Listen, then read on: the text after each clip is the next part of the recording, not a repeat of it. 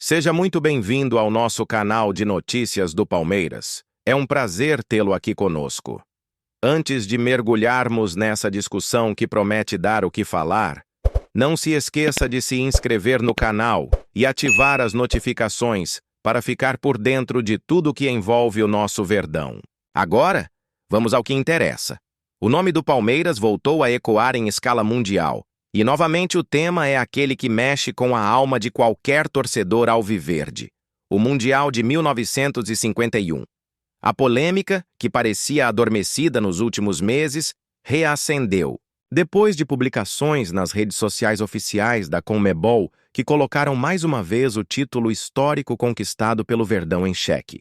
A situação ganhou contornos de suspense, já que as mensagens foram publicadas em tom irônico, levantando interpretações diversas e abrindo espaço para novas discussões sobre um dos capítulos mais emblemáticos da história do clube. Logo após as postagens, que ganharam repercussão imediata, a CONMEBOL confirmou que suas contas haviam sido invadidas. O ataque cibernético mirou especificamente os perfis em português e espanhol das competições sul-americanas, e os invasores se aproveitaram do peso que o tema tem no imaginário coletivo para lançar provocações que viralizaram em questão de minutos. Apesar de o conteúdo ter sido retirado rapidamente, o estrago já estava feito. A rivalidade entre torcidas e a eterna disputa sobre o reconhecimento oficial do título voltaram ao centro do debate.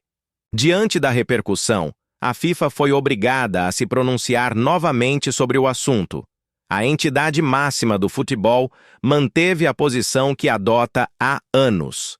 Embora reconheça a importância histórica da conquista da Copa Rio de 1951, vencida pelo Palmeiras diante da forte Juventus da Itália, não considera o torneio como um mundial oficial. Para a federação, os títulos mundiais começam a ser contabilizados apenas com a criação da Copa Intercontinental, organizada pela UEFA e pela CONMEBOL, e posteriormente com a instituição da própria Copa do Mundo de Clubes a partir do ano 2000. A postura da FIFA, no entanto, vai além de uma simples decisão técnica. É, acima de tudo, política. Ao reforçar a relevância de suas competições recentes, a entidade busca valorizar o produto que ela própria administra, deixando, em segundo plano, torneios organizados por terceiros em épocas em que sua estrutura ainda não se estendia ao futebol de clubes. Isso significa que, mesmo reconhecendo o peso histórico e simbólico da Copa Rio, a Federação Internacional não tem interesse em colocá-la no mesmo patamar dos torneios que ela organiza diretamente. Para o torcedor palmeirense, a posição soa como uma injustiça com um feito que transcende o tempo. A conquista de 1951 não foi apenas um título, foi um marco para o futebol brasileiro. Em plena reconstrução do cenário esportivo mundial após a Segunda Guerra, o Palmeiras representou o país e superou gigantes europeus com um elenco histórico, escrevendo uma das páginas mais brilhantes de sua trajetória. É impossível desassociar o impacto cultural e esportivo que aquele triunfo representou para o Brasil, que anos depois conquistaria sua primeira Copa do Mundo com a seleção. Apesar do reconhecimento parcial dado em 2014, quando a FIFA classificou a Copa Rio como a primeira competição internacional de clubes da história, a entidade evita associar o torneio ao status de mundial. Essa postura irrita não apenas os palmeirenses, mas também estudiosos e jornalistas que veem no título de 1951 um divisor de águas no futebol internacional. Afinal, se a competição reuniu os melhores clubes da época, representou continentes diferentes e coroou o campeão como o melhor do mundo, por que não seria considerada um mundial? A resposta da FIFA tem sido reforçada ainda mais em 2025, com a criação do novo formato da Copa do Mundo de Clubes. O torneio, disputado por 32 equipes e realizado nos Estados Unidos, foi vendido como a grande revolução do calendário internacional. Nele, clubes como Chelsea, Real Madrid, Flamengo e Palmeiras passaram a brigar por um título que a própria federação define como o verdadeiro Mundial de Clubes. Para a entidade, essa competição é superior às anteriores e representa a oficialidade máxima do futebol mundial. Não por acaso, em seu discurso, a FIFA chegou a classificar o Chelsea como o primeiro campeão mundial após derrotar o PSG na edição inaugural da competição em solo americano. Essa declaração, que para muitos soa absurda e até desrespeitosa com conquistas históricas, deixa claro o interesse da instituição em consolidar sua nova competição como a referência mundial definitiva, apagando aos poucos o peso dos títulos anteriores. É evidente que essa tentativa de reescrever a história não será facilmente aceita, especialmente por clubes e torcedores que carregam feitos históricos como parte de sua identidade.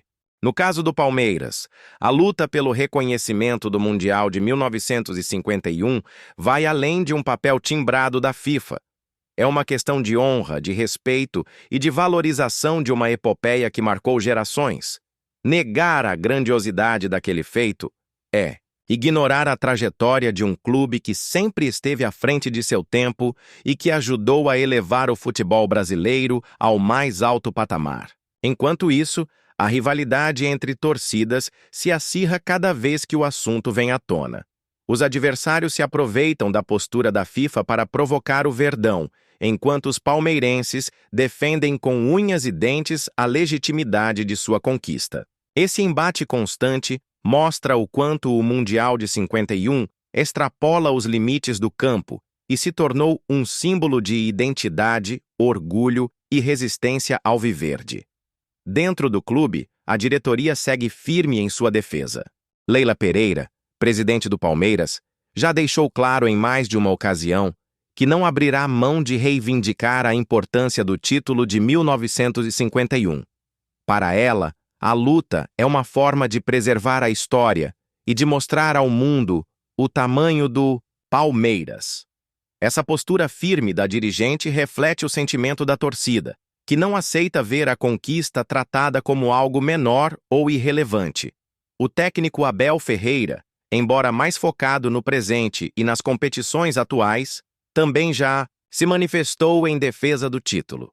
Para ele, é fundamental respeitar a história que moldou o clube que hoje ele comanda.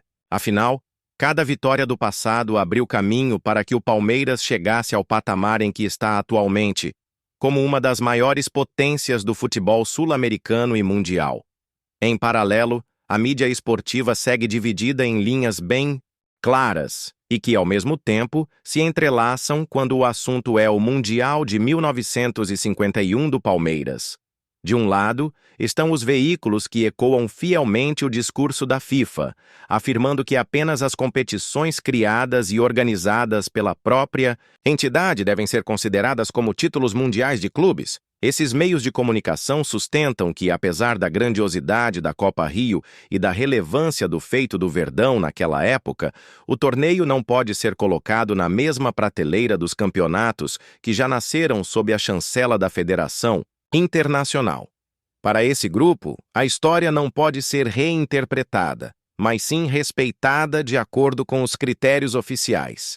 Por outro lado, há aqueles que defendem com firmeza que o Mundial de 1951 é sim legítimo e que negar sua importância seria uma injustiça histórica com o Palmeiras e com o próprio futebol brasileiro. Esses veículos destacam que a competição reuniu os melhores clubes da Europa e da América do Sul, em um contexto de reconstrução do esporte mundial, dando ao torneio um caráter de mundialidade inequívoco. Ressaltam ainda que o impacto cultural da conquista ultrapassou fronteiras, com jornais internacionais da época reconhecendo o Palmeiras como o melhor time do mundo. Dessa forma, tratam a decisão da FIFA como um posicionamento político, distante da realidade histórica vivida naquele momento.